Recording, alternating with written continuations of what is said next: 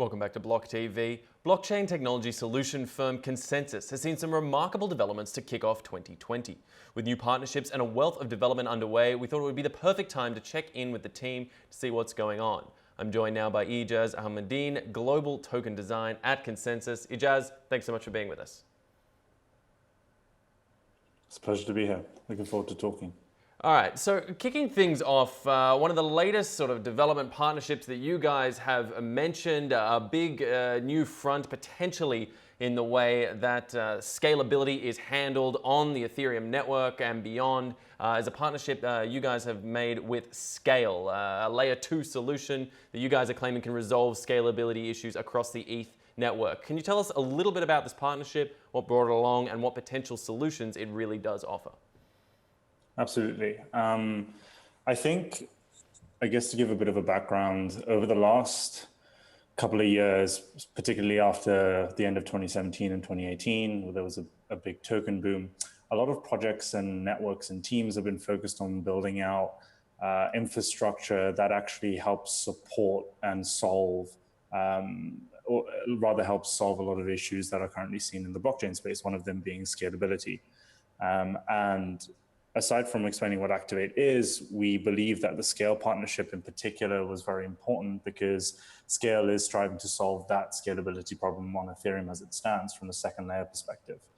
SKALE brings, in our opinion, lightning fast and flexible layer 2 solutions to Ethereum. And we believe that the issue that they're trying to solve is dApp scalability and allowing these dApps to actually scale to a point where they can serve retail consumers as is seen by traditional services at present.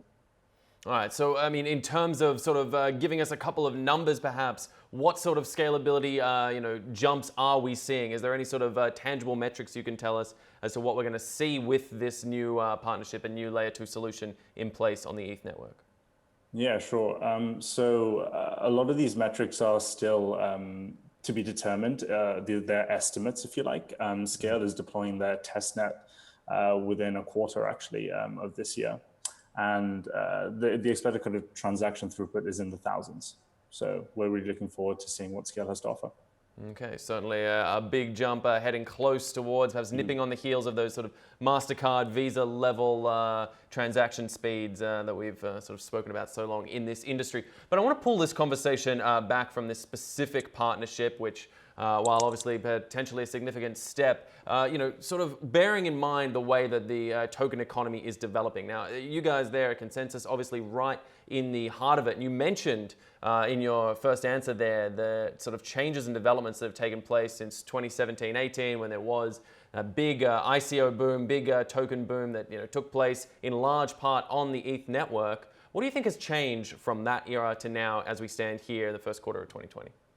Yeah, I think that's a really good question. And to be honest, it's something that we've been thinking about for a while now and what led to the development of the Activate platform. So I guess a bit of a background. Throughout 2016 and 2018, we saw the rise of thousands of so-called utility tokens through a distribution mechanism referred to as an ICO. And this led to sort of multiple different networks launching and serving different unique use cases. And the typical properties that we saw there was, these were very highly innovative ideas, but often they had poor token design. It was often executed poorly from a technical standpoint, very sparse distribution of these tokens. So they were held by, whales, if you like. It was used for speculative purposes and it kind of lacked real use. Most tokens served no utility and were unusable. This led to a number of questions and important questions being asked by the crypto community as we entered into, I guess, a bear market. And those questions were, things like, okay, what utility does this token serve? How do I use it? How do I purchase it? What is a token in the first place and where can I use it? And I think between 2018 and 2020, we therefore we saw an industry which strived to build solutions for these questions. So this led to better economic design, this led to robust infrastructure, as well as more practical uses, in my opinion. And therefore in 2020, the Activate team, or what was formerly the team before we started building Activate, we sat down and we thought, okay, so now these questions are being answered. There are a few critical questions that still need to be. And those were, how do we distribute tokens to a diverse and active community? So what that means is, how can we distribute tokens to users who actually want to use these tokens for their intended purpose? What's the easiest way to use these tokens and get rewarded for it? And how can I make better decisions for managing my tokens? Because there's a lot of complex interactions going on with these networks. Informing retail users or users in general, the best action to take is very important. And digesting this complex data is a crucial factor to serve. So in other words, Activate helps provide you with the easiest way to use these decentralized networks. Those use cases are obviously very important to developing the infrastructure underlying the industry, but in terms of the development of a sort of token economy, as it were, do you think that the use case element, the usability, the scalability, that these are perhaps maybe the main or sole factors needed in order to get the sort of wider spread adoption, maybe potentially even mass adoption that many are hoping for? Or are there other underlying issues that also need to be addressed? And if so, are you guys working to address them? Yeah, that's a really good question. So the main purpose with the Activate platform was to serve all of the, I guess, issues or blockers that you just highlighted. The main aim of the game here is, how do we picture a decentralized network? Well, the idea is in the name itself. It's decentralized, which often means that you don't have a central intermediary that's controlling different parts. What this then means is that, okay, if there's no central intermediary, we need to figure out mechanisms or ways or incentives that allow each stakeholder within this system to actually cooperate efficiently amongst themselves in the best way possible for a network. Now, what this eventually leads up to is participation and actual usage of the network. And the primary use to engaging with decentralized networks is often through a utility token. So building out these infrastructure, services, and platforms that will allow users to easily engage and understand what they're doing with the utility tokens is extremely key. And that's why Activate is the future of network launches, in our opinion, and allows easy participation with these users. So as an Activate user, you should be able to purchase, use, and manage your tokens all within a simple few clicks.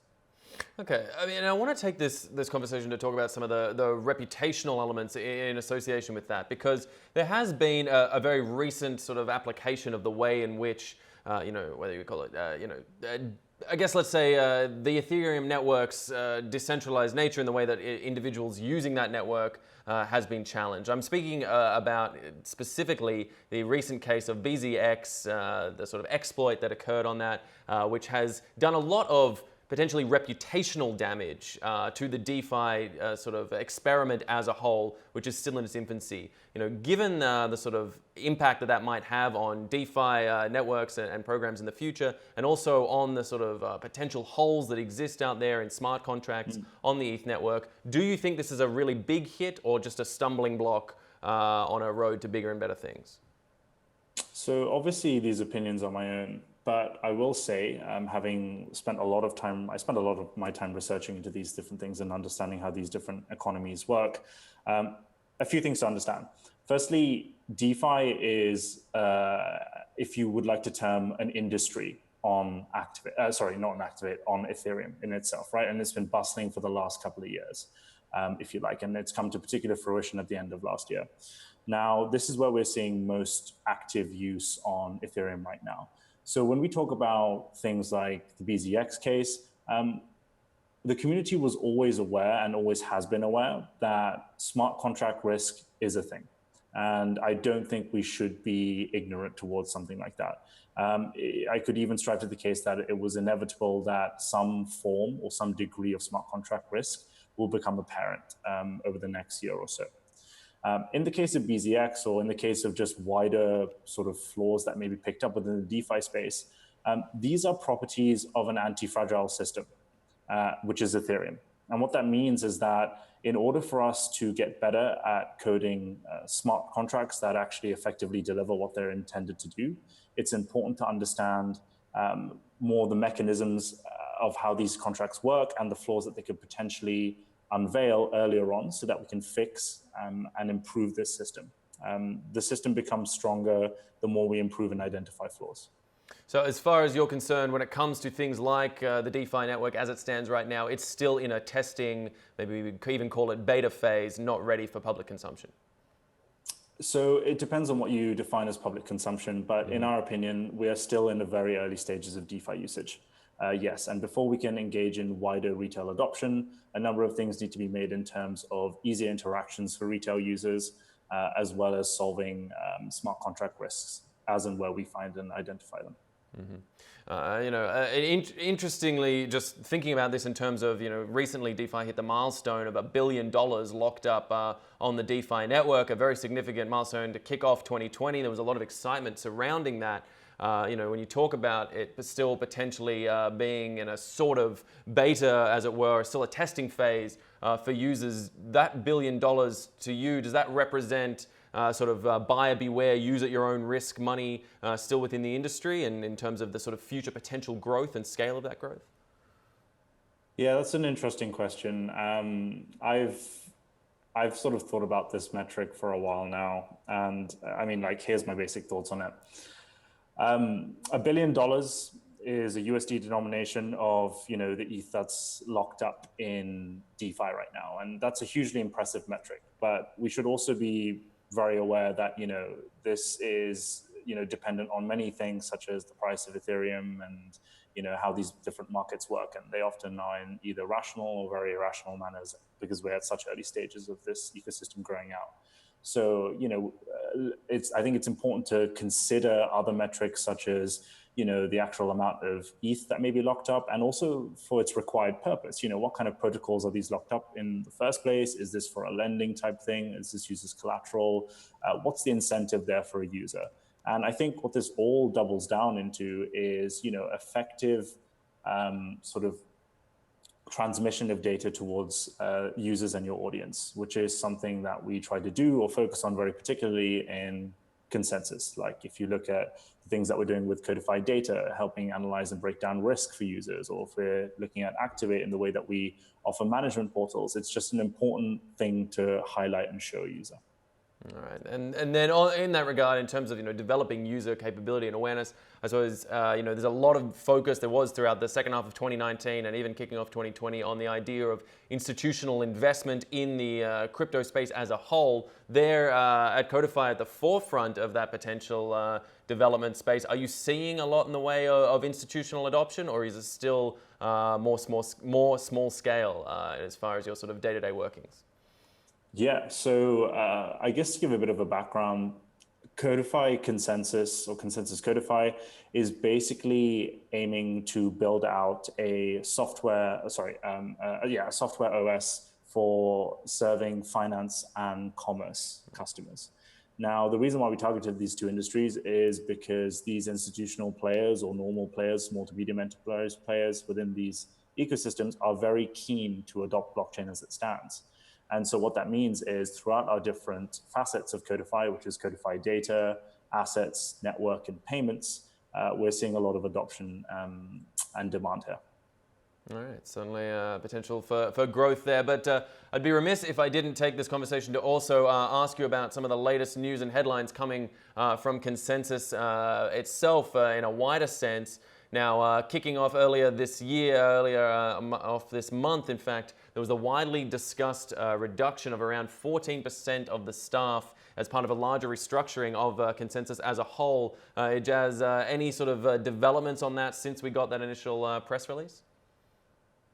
The comments that I'll make here is, Consensys decided to delineate from its core technology business and focus more between separating the technology business and the venturing activities.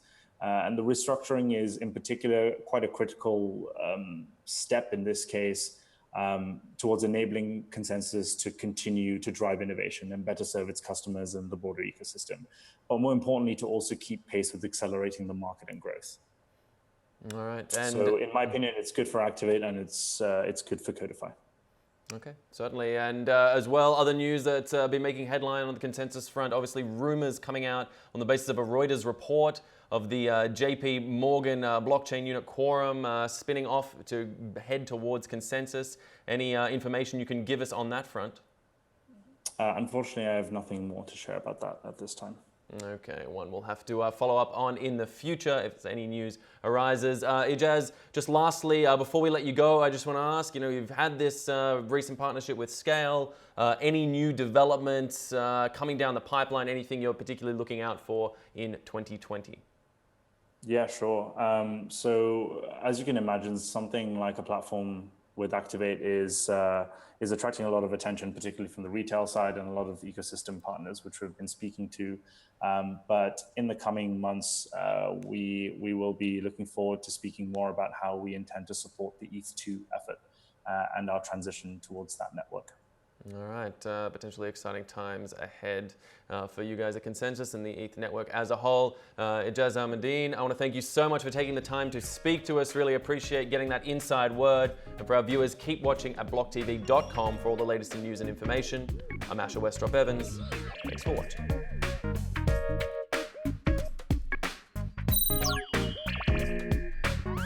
For more news and updates, follow us on Twitter.